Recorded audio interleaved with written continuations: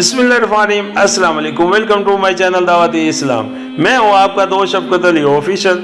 उम्मीद करता हूँ कि आप सब लोग ईमान के आला दर्जे पे होंगे। सूरह माइदा की आयत नंबर 35 का तर्जुमा, ऐ ईमान वालो, अल्लाह से डरते रहो और उसके हजूर तक तकरब और रसाई का वसीला तलाश करो और उसकी राह में जहाद करो ताकि तुम फलाह पा जाओ। सूरह माइदा हाशिया नंबर 58, यानी हर उस जरिए के तलब और जुमा रहो जिससे तुम अल्लाह का तकर्रुब हासिल कर सको और उसकी रजा को पहुंच सको। सूरह माइदा हाशिया नंबर 59, असल में लफ्ज़ जहीदू इस्तेमाल फरमाया गया है जिसका मफहूम माज ये तो जैसे पूरी तरह वाज़िह नहीं होता।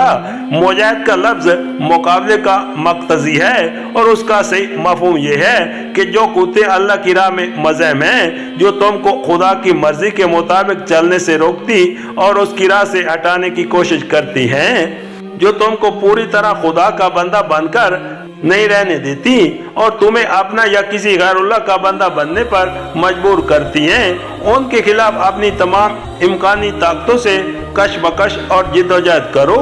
इसी जिद्दोजहद पर तुम्हारी फलाह व कामयाबी का और खुदा से तुम्हारे तकर्रुब का इन्हसार है।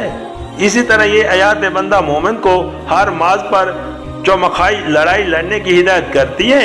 एक तरफ इब्लीस लईन और उसका शैतानी लश्कर है, दूसरी तरफ इंसान का अपना नफ्स और उसकी सरकश ख्वाहिशात हैं, तीसरी तरफ खुदा से फिरे हुए बहुत से इंसान हैं जिनके साथ इंसान हर किस्म के मुआशरती, तमदनी और मुआशी तल्लुकात में बंधा हुआ है। चौथी तरफ वो गलत मजहबी व तमदनी और सियासी निज़ाम है जो खुदा से बगावत पर कायम हुए हैं और बंदगी हक के बजाय बंदगी बातिल पर इंसान को मजबूर करते हैं।